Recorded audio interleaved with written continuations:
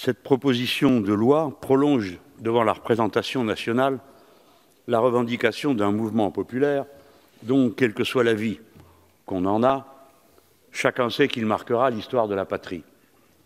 Quelque chose de nouveau s'est exprimé, insaisissable, qu'on ne peut faire rentrer dans aucune des cases que ceux d'entre nous qui ont le plus d'expérience ont connu et manié dans le passé si longtemps. Ni à une famille politique, ni à un espace social particulier, bref. Soudain, il s'est avancé devant nous. Et parfois, nombre d'entre vous, qui en sont des passionnés, j'en suis certain, ne l'ont pas reconnu. C'est le peuple. C'est une vieille histoire que celle-là. Et ce moment de la vie de l'Assemblée nationale comptera dans cette histoire. Notre tour viendra. Le tour de ce qu'on appelle aujourd'hui les Gilets jaunes viendra. Et les référendums d'initiative citoyenne viendront. Ils sont inéluctables. Inéluctables. C'est un franchissement démocratique comme l'a été auparavant tout simplement le droit du peuple de voter, puis le droit des femmes de voter, le droit des juifs d'être citoyens, le droit des comédiens d'être citoyens et les autres grandes œuvres de la Grande Révolution de 1789. C'est une vieille histoire. Elle a commencé en 492 avant notre ère, lorsque, se retirant sur l'Aventin, le petit peuple de Rome, écrasé d'impôts, refusa de continuer à travailler, tant et si bien que, d'une revendication sociale, on passa à une revendication politique. Ils eurent le droit d'élire des tribuns du peuple dont la personne était sacrée, nul n'avait le droit de les interpeller, nul n'avait le droit de les perquisitionner, nul n'avait le droit de les embastiller, pour que leurs paroles restent définitivement libres. Elle se prolonge ensuite dans la Révolution de 89, lorsqu'on pose la question du veto. Y a-t-il quelque chose au-dessus de la volonté du peuple? La réponse à cette question sempiternelle, qui fait que tant d'entre vous, à intervalles réguliers, se sentent obligés de montrer du doigt, de suspecter la folie, la brutalité qui serait consubstantielle au peuple. Cette question a déjà été posée une fois. Le roi a-t-il un droit de veto par rapport à une loi décidée par le peuple? Le roi se lève, il demande que ceux qui sont pour le veto se mettent à sa droite, car ce sont les élus de Dieu et son pouvoir vient de Dieu, et que les autres, les mécréants, les damnés, les mauvais, se mettent à gauche, puisque leur direction préférée est l'enfer. Et à ce moment-là, les nôtres ont été majoritaires. Et depuis ce jour-là, nous affirmons conformément à la leçon de nos anciens, il n'y a pas de pouvoir supérieur à celui du peuple. Il n'y en a pas. Il n'y en a pas, il n'y en aura jamais à nos yeux. Alors bien sûr, d'où tirerait-il un fil conducteur dans l'histoire qui vaudrait raison à lui tout seul? Eh bien, des droits de l'homme. Il n'y a pas de pouvoir supérieur à celui du peuple, mais il n'y a pas de principe supérieur à ceux des droits de l'homme. Assemblez les deux et vous avez l'idée française. Vous avez l'idée d'une république qui n'est pas la définition donnée de la nation par d'autres peuples qui nous environnent. Chez nous, la République fonde la nation, je vais expliquer pourquoi en quelques instants. Nos voisins allemands écrivent sur leur Assemblée nationale « dem deutschen Volk », ce qui signifie le peuple allemand, le peuple au sens de Volk, c'est-à-dire de l'ethnie, de la coutume, de la langue. Rien de tout ça ne fonctionne en France. La France n'est pas définie par une religion, il y en a 5. Elle n'est pas définie par une couleur de peau. Elles y sont toutes représentées. Elle n'est pas définie non plus par une langue, il s'en parle plusieurs, au point que la Constitution est nécessité de rappeler que la langue commune, et j'en suis heureux, est la langue française. La France est définie par autre chose, le contrat politique qui constitue son peuple, la nature du lien qu'il y a entre chacun d'entre nous, liberté, égalité, fraternité. C'est le contrat politique qui fonde la patrie.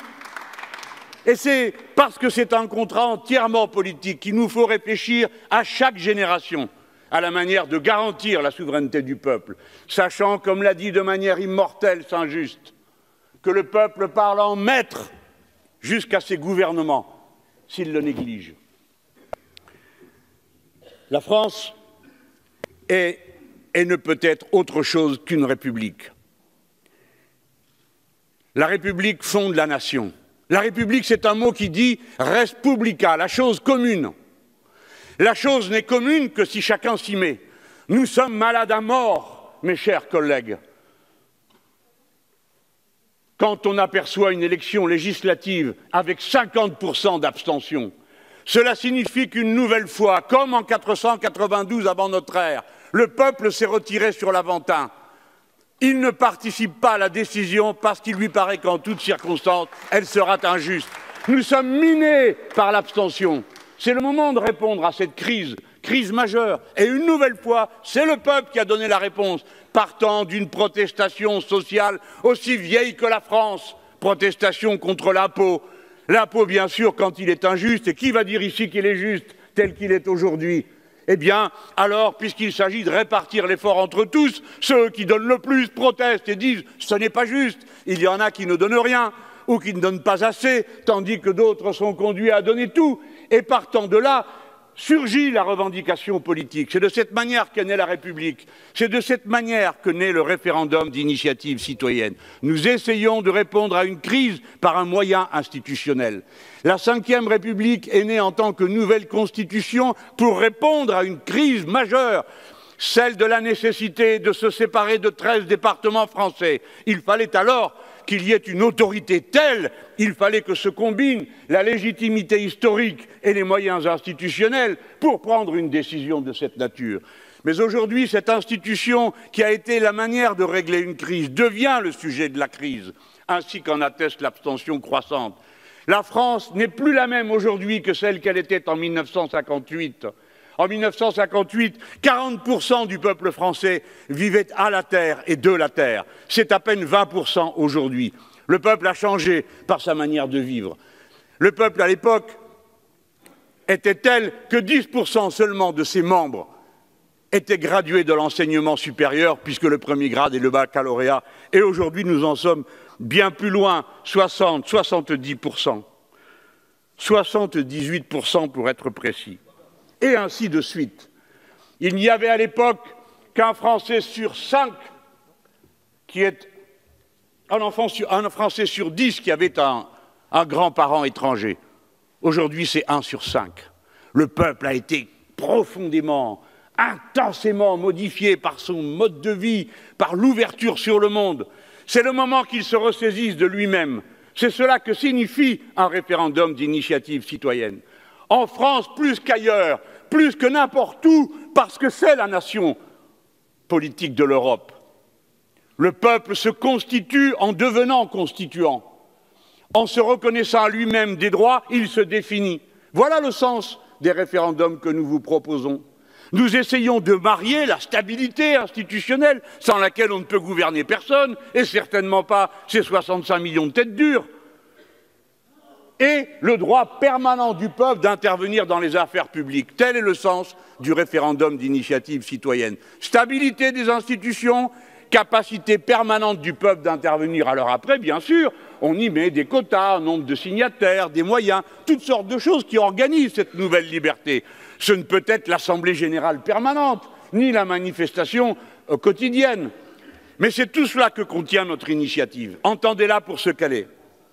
C'est-à-dire, non pas une autoproclamation de notre part, comme l'a dit si sottement la ministre, du fait que nous serions le peuple, quelle idée. Nous ne sommes pas une avant-garde, nous n'avons jamais été avant-gardistes. Ni non plus je ne sais quelle peur que nous agiterions de voir surgir des hordes de gens qui prennent des décisions, parce que telle est la manière dont certains se représentent le peuple. Le peuple est sage. Vous n'avez pas d'exemple qu'il ait voté des sottises. Vous n'avez pas d'exemple qu'il ait voté des crimes. Pourquoi voudriez-vous qu'il le fasse à l'avenir, plus instruit qu'il est maintenant que jamais? Le peuple est bon, parce qu'il a en lui une sagesse qui parfois peut exaspérer par sa lenteur, mais il a en lui une sagesse, telle que le grand Jaurès disait « Il n'y a pas de question plus importante ni plus centrale pour un Français, un républicain et un socialiste que la question de la souveraineté politique du peuple. » Toute la vie politique est rassemblée et ramenée à cette idée que le peuple, et lui seul, est souverain. J'espère que mon plaidoyer aura au moins ébranlé quelques certitudes d'après lesquelles il faudrait avoir à l'égard du peuple une méfiance que décidément nous n'entendons pas. Nous lui proposons de retrouver ses droits en certaines circonstances, de proposer pouvoir législatif, d'abroger pouvoir de suppression, de révoquer, fussent les élus, quels qu'ils soient, du conseiller municipal au président de la République, et enfin d'être constituant. Alors, oui, c'est vrai, madame. Nous conspirons, si c'est comme ça que vous voulez appeler la chose. Nous sommes opposés aux institutions de la Ve République en faisant remarquer à nos amis qui en ont été les défenseurs, nos collègues, que cette Ve République que vous avez aujourd'hui n'a plus rien à voir avec celle qui fut fondée en 1958, ni par le peuple, ni par son contenu. C'est le moment et c'est l'heure de la Sixième République. Le peuple français ne se sortira pas de l'ornière dans laquelle il est sans avoir auparavant tout refondé, tout redessiné, tout redécidé. Merci beaucoup, Monsieur le Président Mélenchon.